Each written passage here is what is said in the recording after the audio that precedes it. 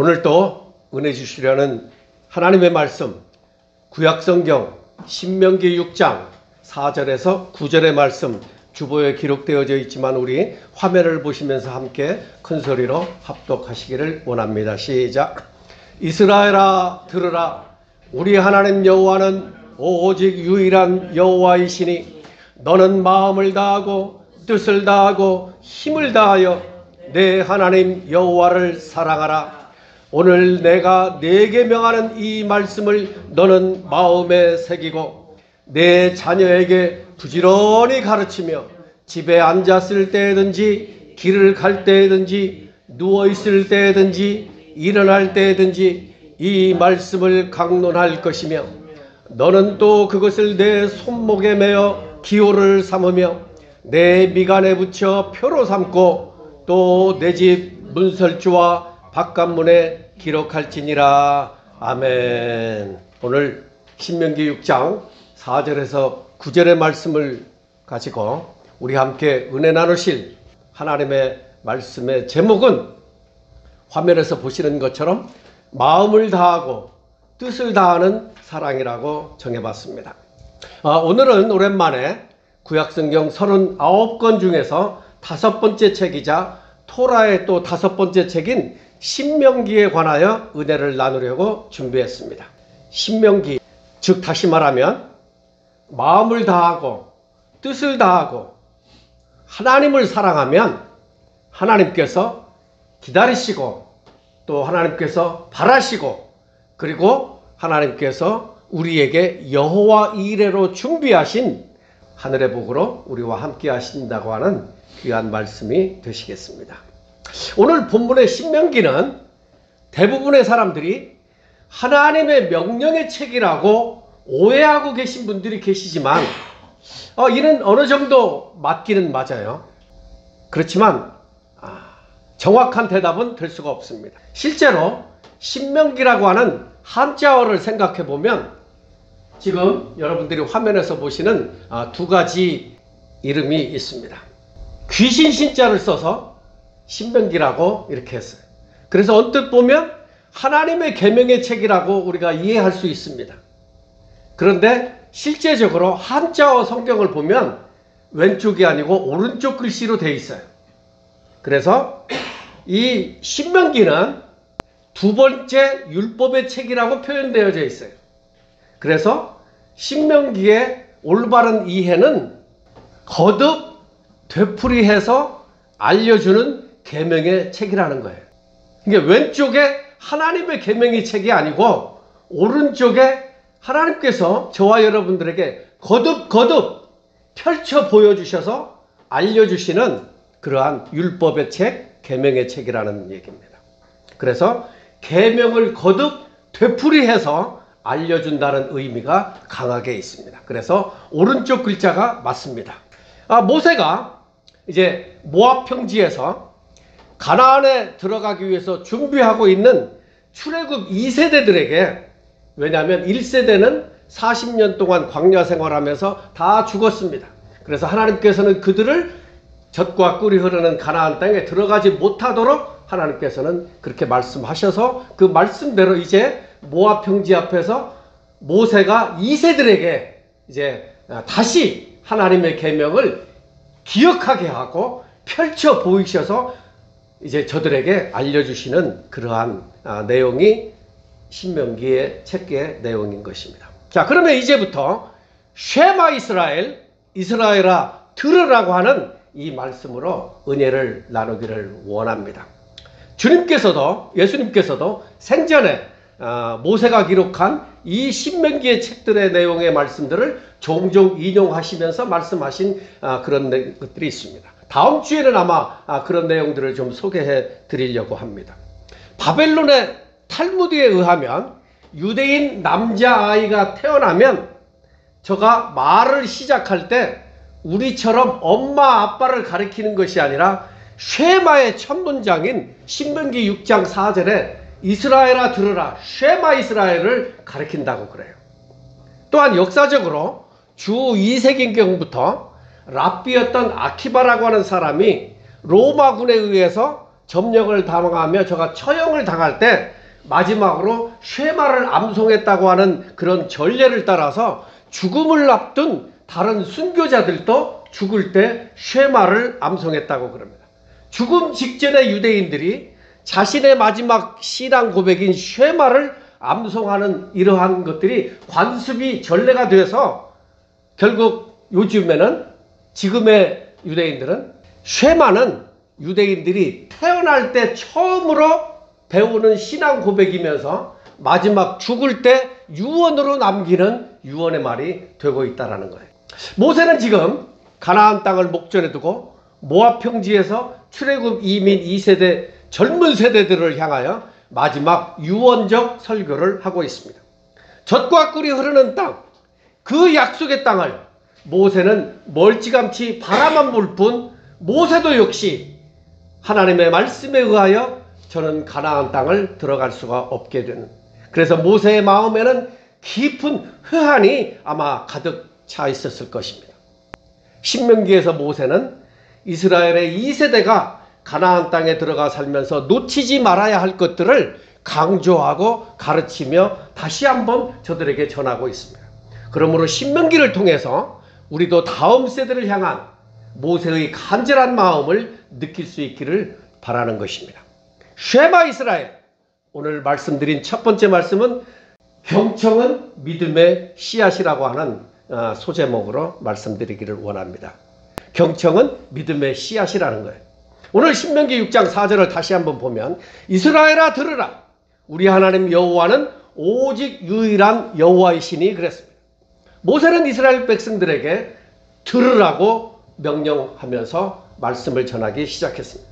모세가 이스라엘 백성에게 들으라고 한 것은 지금까지 40년 동안 이민 1세대들이 하나님의 여호와의 말씀을 잘 듣지 않았기 때문에 저들이 실패함으로 말미암아 너희들은 잘 들으라고 역설적으로 이렇게 얘기하고 있는 겁니다. 모세는 강조하기를 이스라엘아 들으라고 이 강조한 그 말씀의 의미는 잘 들어야, 그래서 잘 듣는 것이 아주 매우 중요하다고 강조하고 있습니다. 그러면 무엇을 잘 들어야 하겠습니까?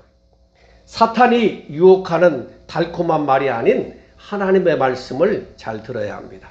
그래서 하나님의 말씀에 귀를 기울여 경청하는 그러한 자세로 들어야 합니다. 왜냐하면 믿음은 하나님의 말씀인 복음을 들음에서부터 시작되기 때문인 것입니다. 하나님의 말씀을 경청하지 않으면 믿음이 자라날 수가 없다라는 반대로 역설적으로 설명할 수가 있습니다. 지난 주일에 말씀드린 10명의 문둥병자들은 사람들이 전하여 준 예수 선생님에 관한 소식을 전해 들으면서 그분이야말로 자신들의 불치의 병인 문둥병을 치유해 주실 선생님으로 믿었다라는 것이잖아요. 예수 선생님에 관한 소식을 들으면서 저들은 확신 있는 믿음이 생겼을 거라고 저는 믿어 의심치 않습니다. 왜냐하면 믿음은 들음에서 시작된다고 말씀드렸고, 들음은 믿음의 씨앗이 된다는 것이죠. 들음은 믿음을 싹 틔울 수 있는 씨앗이 되기 때문에 잘 들어야 된다는 것이죠. 그래서 믿음은 하나님의 말씀을 잘 들음에서 출발되는 것입니다. 구약시대의 선지자는 하나님의 백성들에게 하나님으로부터 받은 말씀을 선포하는 직분을 가진 사람입니다.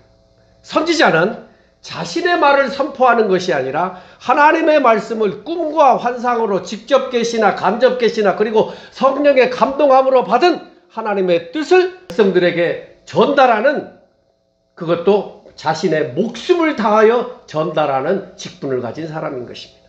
선지서에 보면 선지자들은 말씀을 선포하기 전에 들으라고 이렇게 명령을 하면서 말씀을 시작하는 부분을 종종 이렇게 성경에서 찾아볼 수가 있습니다. 오늘 본문의 모세는 이스라엘아 들으라고 이렇게 말하였으며, 예수님께서는 뭐라고 말씀하셨어요? 귀 있는 자들은 들을지어다라고 말씀하셨어요. 귀 있는 자들은 들을지어다라고 예수님은 이렇게 말씀하셨는데, 그 말을 조금 역설적으로 바꾸어 말하면 살고자 하면 잘 들으라는 말씀인 것입니다.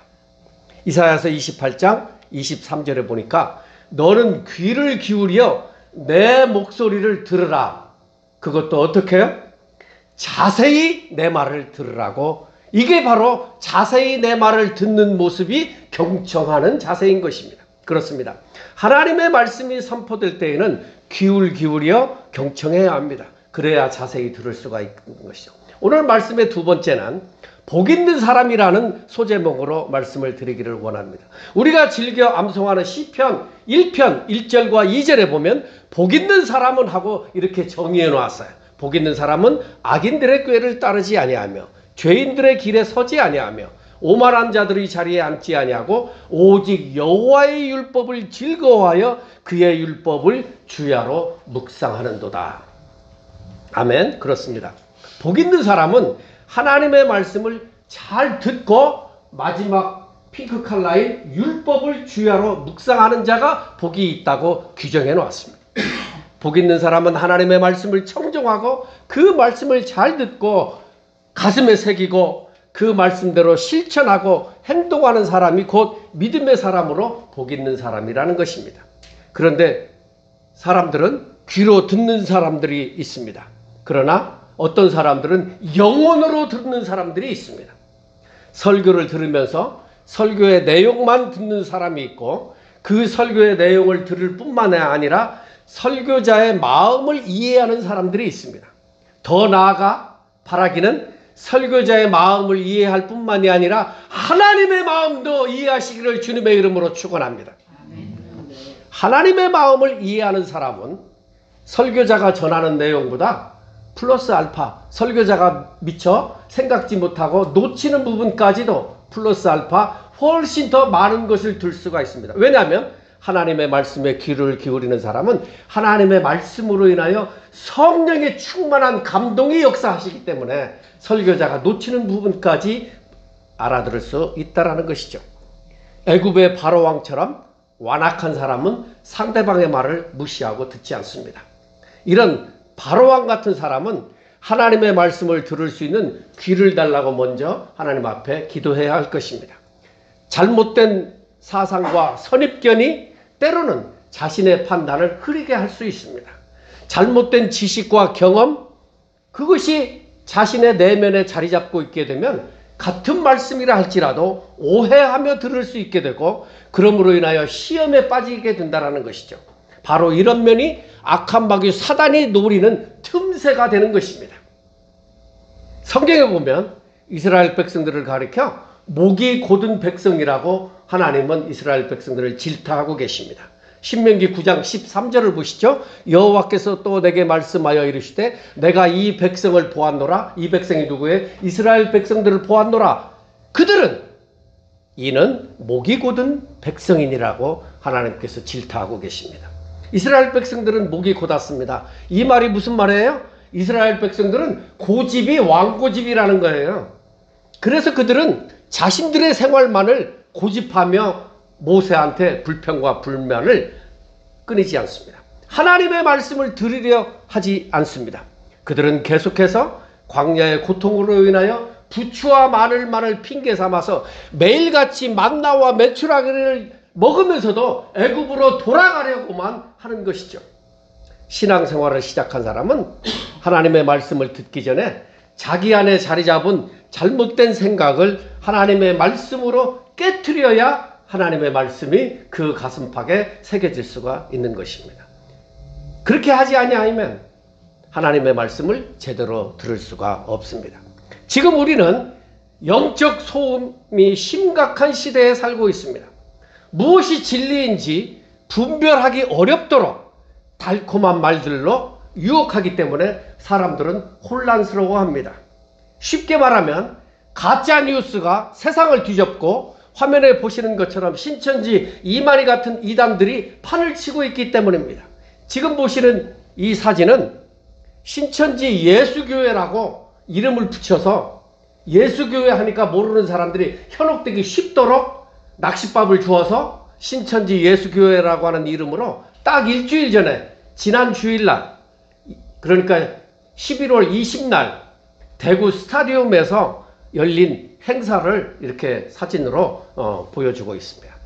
전세버스만 전국에서 2,500대를 동원했대요. 그래서 사람들은 이러한 외형적인 행사를 보면서 이단들의 달콤한 유혹에 현혹되기 쉽도록 저들은 선전의 매체로 이런 사진들을 공공연하게 이렇게 내보인다는 것이죠. 그러므로 말미암아 무엇이 진리이고 무엇이 진실인지 분간할 수 없도록 그렇게 가려지게 한다는 것이죠. 이러한 때 우리는 무엇을 잘 들어야 하는지 분별할 줄 알아야 한다는 것이죠. 하나님의 말씀을 잘 듣는 사람이 지혜로운 사람이며 복 있는 사람인 것입니다. 하나님께서는 하나님의 말씀을 잘 듣고 믿음대로 순종하는 사람에게 기적을 베푸시고 역사하시는 것입니다. 오늘 본문 신명기 6장 4절을 다시 한번 봅니다. 이스라엘아 들으라. 우리 하나님 여호와는 오직 유일한 여호와이시니라고 기록하고 있습니다. 여기서 듣는다라고 하는 것은 귀로만 듣는 것을 의미하지 않습니다. 들으면 어떻게 해요? 순종하는 것까지도 내포하고 있습니다. 그러므로 이스라엘아 들으라 하는 이 말은 이스라엘아 순종하라고 하는 의미인 것입니다. 하나님의 말씀을 들었다면 하나님의 말씀을 머리가 아닌 가슴으로 이해하고 그리고 하나님의 말씀을 깨닫고 그리고 하나님의 말씀대로 살기로 작정하고 결심하고 하나님의 말씀대로 실천에 옮기는 이 행동, 이 네 가지 하나님의 말씀을 제대로 들었다고 말할 수 있습니다. 그렇습니다. 하나님의 말씀대로 우리는 순종의 삶을 살아드려야 하는 책임과 의무가 주어져 있고 그러므로 말미암아 하나님의 백성이요 하나님의 자녀가 되는 삶을 살아드리는 것입니다. 이스라엘에서 가나안 땅까지는 10일이면 좋게 갈 수 있는 거리였지만 이스라엘 백성들이 가나안 땅에 들어가는데 돌고 돌아서 40년이라고 하는 세월이 걸렸습니다. 왜 그런 일이 일어났을까요? 하나님의 말씀에 순종하지 않아서였기 때문입니다. 그런데 이것이 이스라엘 백성만의 모습은 아니라는 것이죠. 어쩌면 오늘날 우리의 모습이기도 하다라는 것입니다. 왜 이들은 불순종했을까? 그들은 하나님의 말씀을 똑바로 알아듣지 못했기 때문에 하나님의 말씀대로 순종하지 않았습니다. 그들은 목이 곧은 백성으로 완악하기 때문에 하나님의 말씀을 하나님의 말씀으로 받아들이고 알아들으려고 하지 않았다라는 것이죠. 인간 모세의 말로 들었기 때문에 하나님의 말씀을 대언하는 모세의 입술을 통하여 들려지는 소리가 하나님의 말씀이라고 생각하지 아니하고 인간 모세의 말이라고 생각했기 때문에 저들은 불평과 불만을 토로하고 있었다는 것이죠.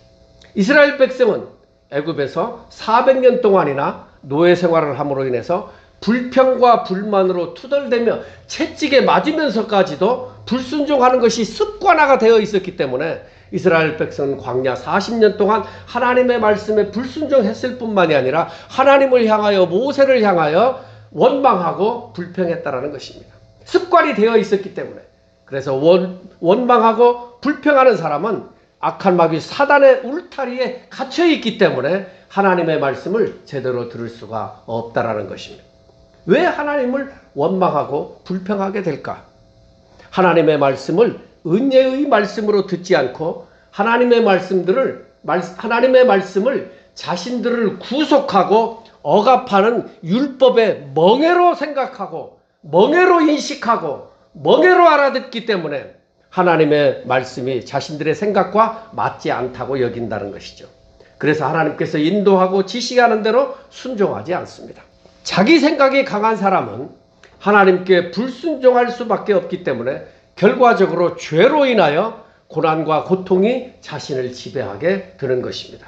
그러므로 지혜로운 현명한 사람은 자기 생각을 버리고 자신이 주인이 아니라 해바라기가 태양을 바라보듯이 믿음의 주여 온전케 하시는 예수 그리스도만 바라보며 주님을 자신의 주인으로 모셔드리는 사람이 현명한 지혜로운 복 있는 사람이라는 것입니다.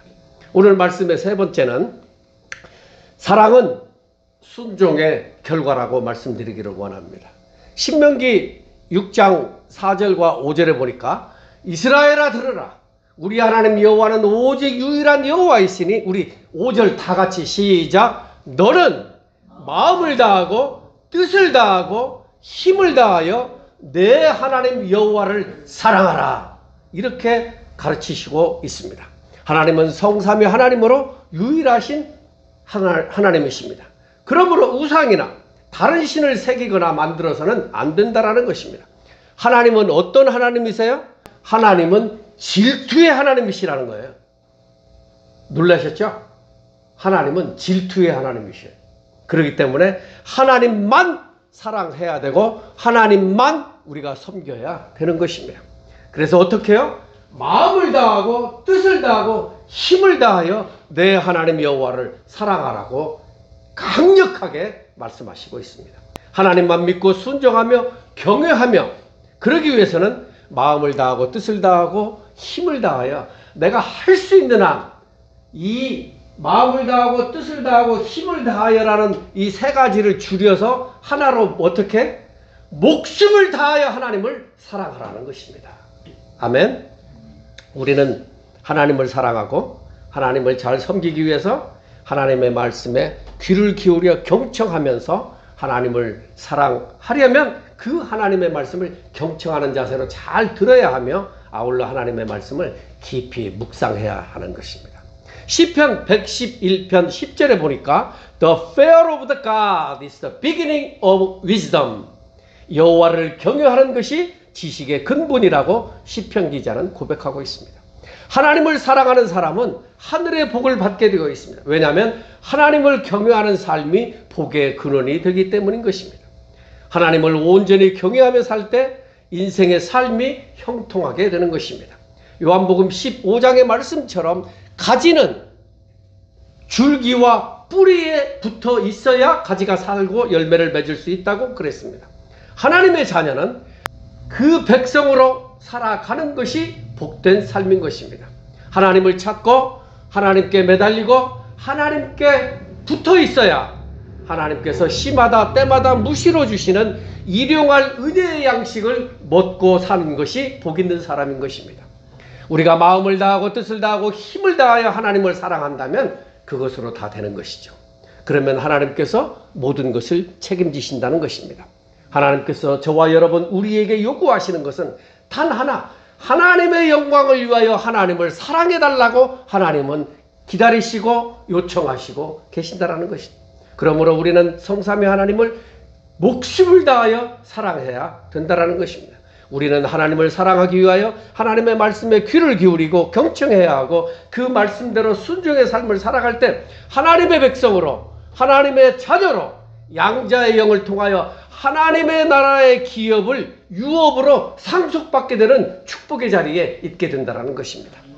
오늘 말씀드릴 네 번째 말씀은 기억하라 첫사랑을 결론의 말씀이 되기도 합니다. 오늘 본문 신명기 6장 6절에 보니까 오늘 내가 내게 명하는 이 말씀을 너는 어디에다 새기고요? 마음에 새기라고 말씀하시고 있습니다. 마음에 새기는 것이 기억하는 것입니다. 되새기는 것입니다. 제가 언젠가 이런 말을 했죠. 원수는 흐르는 강물에 새기고 하나님의 말씀은 변하지 않는 움직이지 아니하는 바윗돌 같은 그 가슴에 새기시기를 주님의 이름으로 축원합니다. 원수는 강물에 새기고 하나님의 말씀은 바위 같은 가슴에 새김으로 말미암아 정말로 시마다 때마다 생각나게 하시고 기억해냄으로 말미암아 하나님의 말씀대로 순종하는 삶을 살 수 있기 때문인 것입니다. 오늘 본문 신명기 6장 7절 8절 9절을 보면 내 자녀에게 어떻게 해요? 부지런히 가르치며 언제? 집에 앉아 있을 때든지 길을 갈 때든지 누워 있을 때든지 일어날 때든지 이 말씀을 강론할 것이며 너는 또 그것을 내 손목에 매어 기호를 삼으며 내 이 미간에 붙여 표로 삼고 또 내 집 문설주와 바깥문에 기록할지니라고 기록하고 있습니다. 하나님의 말씀을 기억하는 방식 몇 가지를 소개해 주고 있습니다. 그렇습니다. 이토록 삶의 모든 것을 통해서 하나님의 말씀을 기억나게 해야 되고 기억하도록 해야 할 것입니다. 일상생활 속에서 하나님의 말씀이 필요하지 않을 때는 한시도 없습니다. 하나님의 말씀은 무엇과 같아서? 공기와 같아서 한시도 우리가 숨 쉬는 거 잊어버릴 수 있어요? 안 잊어버리잖아요.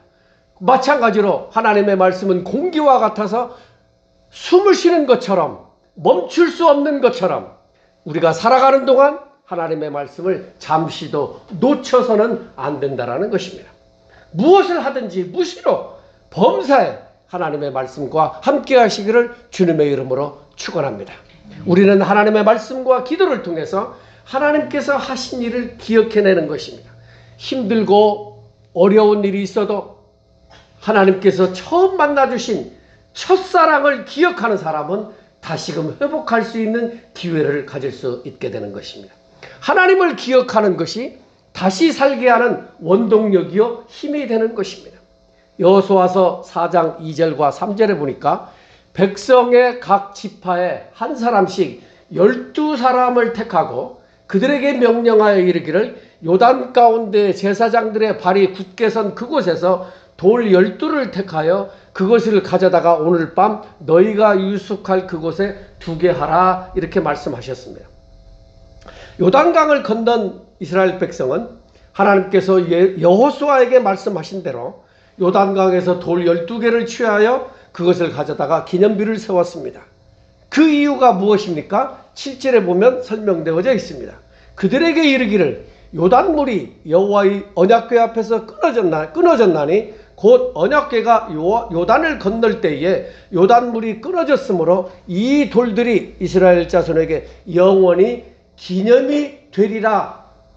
기념이 되기 위해서 잊어버리지 않고 그것을 기념하고 그것을 기억하고 추억해내기 위해서 이 돌들이 무슨 의미냐라고 후대의 젊은이들이 묻거든 너희 조상들은 너희 부모들은 그것이 바로 하나님께서 우리와 함께 하심으로 홍해를 가르시고 요단을 건너게 하신 하나님의 능력이요 역사하심이요 함께 하신 증거라고 설명해 주라는 것입니다. 하나님께서 함께 하시고 인도하신 역사의 현장을 결코 잊지 말라고 하는 영원히 기억하라고 하는 그런 의미로 돌 12를 기념비로 세우라고 말씀하셨습니다. 하나님의 은혜가 부족해서 우리가 어려움을 당하는 줄 아십니까? 그렇지 않습니다. 하나님께서 저와 여러분 우리에게 베푸신 은혜를 우리가 기억하지 못하는 것이 문제인 것입니다. 그래서 자신이 경험한 첫사랑의 은혜를 기억하는 것은 신앙생활에 있어서 가장 중요한 것 중에 하나인 것입니다. 우리는 주일에 예배를 드리므로 하나님의 은혜를 기억하며 생각나게 하며 그 은혜의 말씀을 먹고 사는 것이 하나님의 자녀의 삶인 것입니다. 설교자는 설교를 통해서 성도들에게 하나님께서 행하신 일을 기억해내야 하고 그 기억을 통하여 하나님을 사랑하고 섬기는 일에 최선을 다하는 삶을 살아드리도록 안내하는 가이드인 것입니다. 이것이 곧 하나님의 백성이 해야 할 일들인 것입니다. 그러므로 예배를 통해서 성경 속에 기록되어져 있는 하나님의 역사를 경험하게 될 때에 예배 시간이 성령이 충만한 은혜로운 시간이 될 것입니다. 하나님께서 베푸신 첫사랑의 은혜를 결코 망각해서는 안 되는 것입니다. 하나님께서 베푸신 은혜를 기억하지 못하면 하나님과 온전한 관계를 맺을 수가 없게 됩니다. 하나님께서 베푸신 은혜를 기억할 때 오늘과 내일을 승리하며 살아갈 수 있습니다. 이스라엘 백성으로 하여금 홍해를 육지처럼 건너게 하시고 요단강을 건너게 하신 그 하나님께서 오늘 성령 하나님을 통하여 더 큰 일을 행하실 수 있다는 믿음을 가지시기를 주님의 이름으로 축원합니다. 그러므로 우리는 과거에 기적을 행하신 하나님을 주목하면서 과거에 역사하신 그 하나님께서 오늘도 동일하게 그리고 내일도 동일하게 그리고 영원토록 동일하게 역사하시고 계심을 믿어야 하는 것입니다. 왜냐하면 하나님은 어제나 오늘이나 영원토록 동일하시다고 히브리서 13장 8절에 말씀하셨기 때문에 그 약속의 말씀을 믿는다면 하나님께서 지금 이 시간에도 그리고 내일도 영원토록 내 인생의 삶 가운데 내가 영원한 하나님의 나라에 들어갈 때까지 하나님께서 함께 하시고 그 말씀대로 역사하시고 있다는 이 믿음을 가지고 살아간다면 동일하신 살아계신 성삼위 하나님께서 여러분들의 남은 여생에 그 삶의 현장에 순간순간 함께 하심으로 여러분의 영혼이 잘되고 범사가 잘되고 강건의 축복이 임하게 될 줄로 믿고 확신합니다. 기도하시겠습니다.